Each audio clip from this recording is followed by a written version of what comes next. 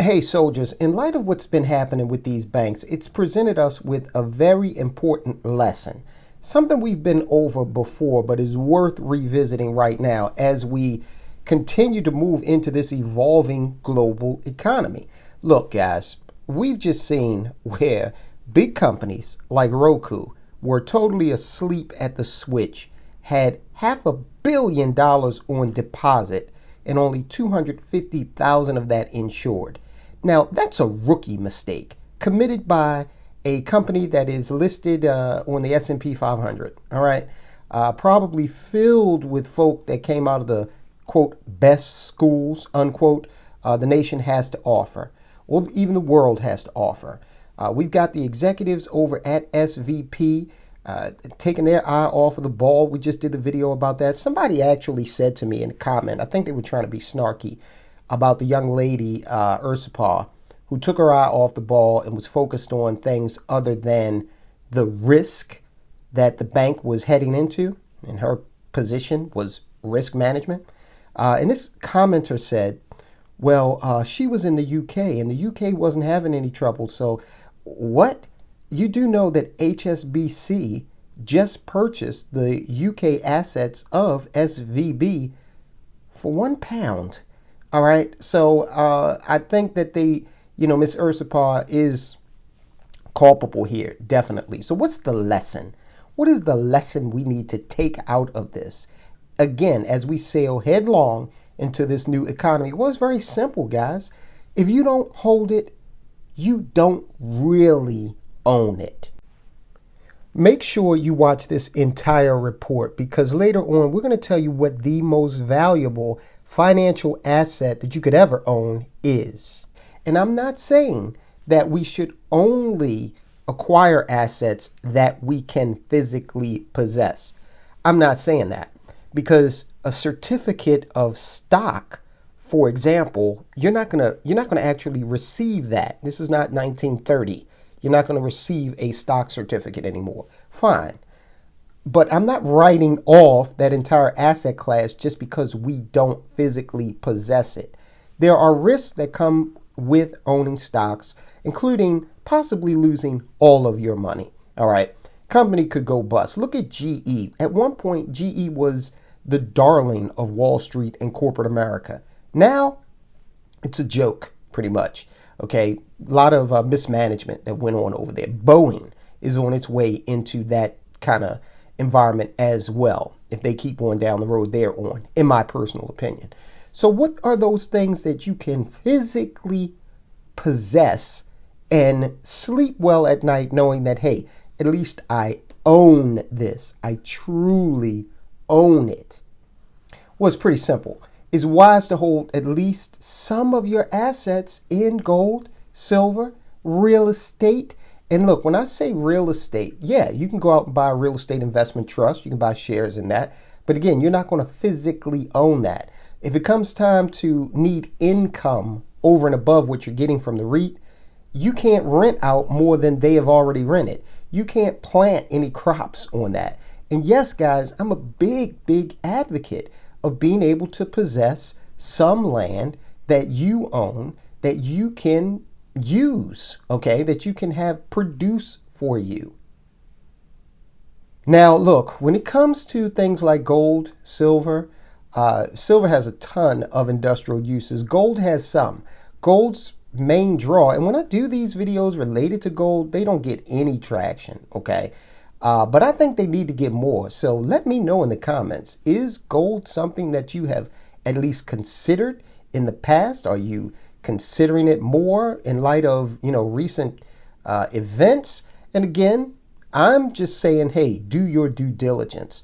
I am not like the guy on CNBC, Kramer, that's going to tell you, go buy this, go buy that. I'm sharing my opinions and just giving you some food for thought, all right? Not investment advice, just food for thought. Because you know that unless this government, the government came in and they told these depositors at SVB and Signature Bank, hey, well, we're going to make you whole. If you had, in the case of Roku, $500 million on deposit and you were stupid All right, fine, don't worry about it. We're going to make you whole. We're going to give you that back. We're going to totally ignore the $250,000 FDIC limit, and we're going to make you whole. But that's not guaranteed to happen in every time. I wouldn't trust that. Okay, I wouldn't have $250,000 in a bank in any, in any scenario. It'd be the greatest bank in the world. No, thank you. Because as we've gone over ad nauseum, that money is not working hard. Okay. And look, we've been over this. We've done reports on it. The fact that the Nigerian central bank, what they recently did, limited bank withdrawals. Okay. And this was in order to incentivize folk to take up their central bank digital currency, which is a whole new viper's nest that we're heading into. India has been facing cash shortages, and their government declared that 1,500 rupee notes would no longer be valid. Okay. And they gave them 4-hour notice. Hey, it's no longer going to be valid.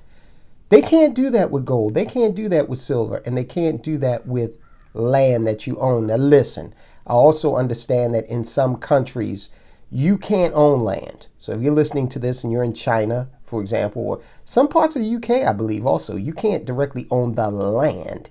And if you're out there in the UK, give me some insight on that. We also see where the UK basically said that they are creating a central bank digital currency environment whereby your access to how much money you can possess at any given time is going to be limited. All right. The Greeks, they've been known to not only close banks, but seize bank deposits. All right. This is why if you don't own it and physically possess it, if you don't possess it, rather, you don't own it. And for all those people who believe, oh, this can't happen here because this is the United States of America, and please, where have you been for the last 3 years? Okay, this is not, the country you grew up in. Let's just be flat out honest about that. And you saw that the government is bending over backwards in order to help these well-heeled depositors regain all of their money. But have you seen any senator or congressman come out and say anything about the fact that Wells Fargo last week had a problem getting people's direct deposits to them? All right. Working class people were not able to get their direct deposits on schedule because of a quote unquote glitch, which I'm very suspicious about because of the timing with regard to the SVB and signature debacles. But we don't have anybody fighting for the, little guys saying, hey, well, he worked this past week and Wells Fargo is holding up his direct deposit. But again, Prince Harry, Oprah Winfrey, Roku, they're going to be made whole. A lot of Chinese depositors are going to be made whole thanks to this intervention, this bailout. Gentlemen in the comments, may have been a lady, I can't tell by the screen name. So a commenter, I will say, asked a question. They said, well, is this really a bailout? I said, yeah, I think it is. Because even though the money's not going directly to the bank, we are flouting the law that says all you're due is $250,000. And we're just saying, hey, you're going to get all your money back. All right, this is a smart audience. So you probably already know the definition of the term counterparty risk. And if you want to be a part of this smart audience, it's very easy. Hit subscribe. You hit subscribe, mention that you just subscribed and became a soldier of finance. Mention that in the comments and I'll give you a salute. Now, counterparty risk. In a nutshell, it is the risk that a person or institution on the other side of a transaction might not fulfill its obligation. For example, you might put money in a bank. Let's say the bank is called Silicon Valley Bank, just for example purposes. And you might go to the bank to take some money out a week after you put it in, and the bank is locked and they tell you you can't come in, they don't have your money. That's a counterparty risk, okay? Gold IRAs. We've done a video on that, not popular video, but I'm putting the information out regardless of how popular it is, because if one person gets this and thinks differently, I've done my job.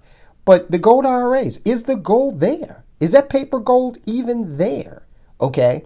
When you purchase gold in such a way that it is, backed by some paper asset or notated on some paper asset? Is it really there if you can't see it, if you can't put your hands on it? Now, land, gold, and silver that you possess, they carry zero or very little counterparty risk. All right? We're talking about tangible assets. You can hold it in your hand. Now, you do need to, there's a whole new level of management that comes along with actually possessing your assets, okay? And there are ways to do that and do it safely and, not put yourself at risk by having, Fort Knox at your house, which is not a great idea. And, an ounce of gold is not going to commit fraud. It's not going to, pay attention to all of these woke, policies and, woke fanciful ideas while it should be managing your money. It's not going to do that. Gold is not going to go bankrupt. If you're bringing up butternut squash and potatoes on your land, okay, that's just going to continue to happen as long as you work that land. You'll have something to trade, something to eat, something to sell if you need to. So you're never going to have zero risk, by the way. You're never going to eliminate it to zero because, look, as far as gold is concerned, a meteor could come through the solar system. It could be composed of solid gold, which would take your gold and make it worth nothing, okay? So that could happen. Is it likely? Not in our lifetimes. Now, if you store your gold in a, second party facility that's got insurance and that sort of thing, allows you to come in and check out your asset, pretty much whenever you want, then okay, if something happens, if they're robbed or if an earthquake opens up and swallows the facility, okay, fine, there's some redress there. All right, so it's not a zero risk game, but it is lowering it significantly for a portion of your asset portfolio. You don't want to have all of your eggs in any one basket, but you do want to have some fallback on things that are universally agreed to as valuable. All right.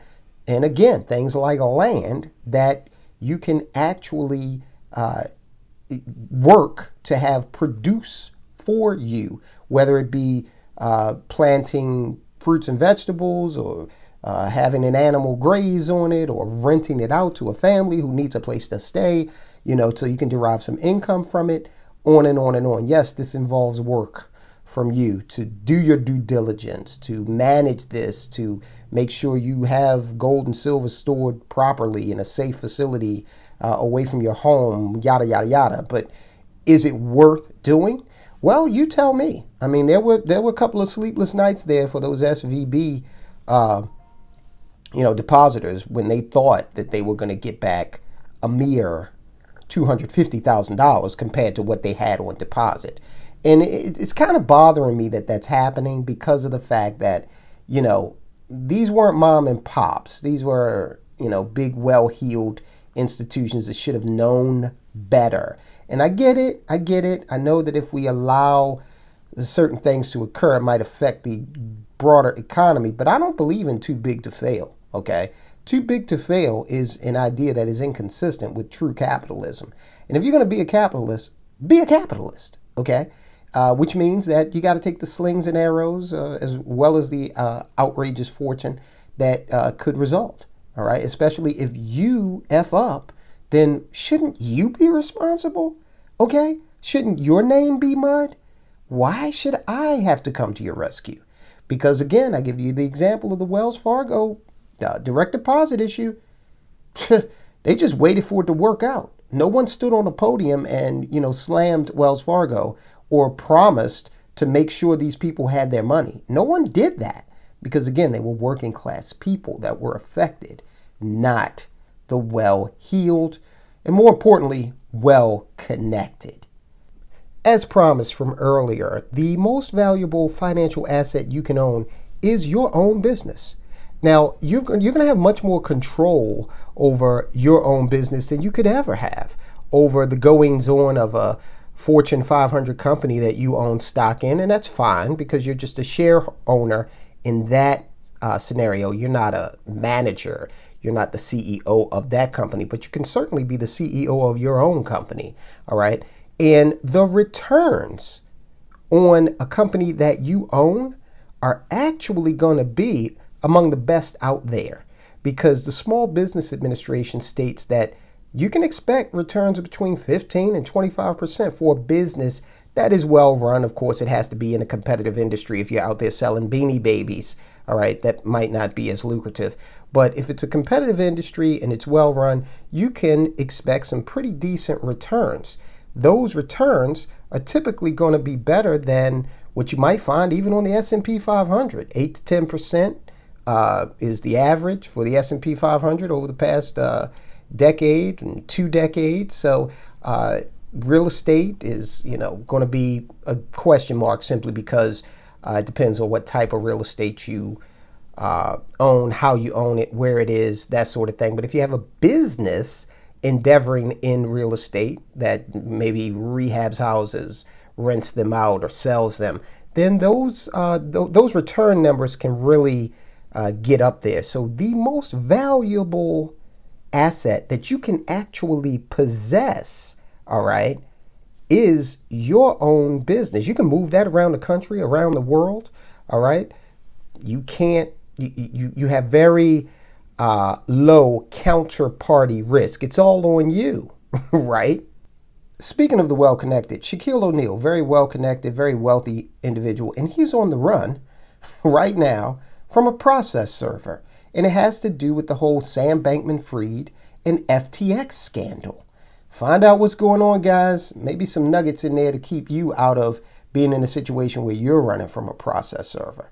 All right, guys, I'll talk to you soon.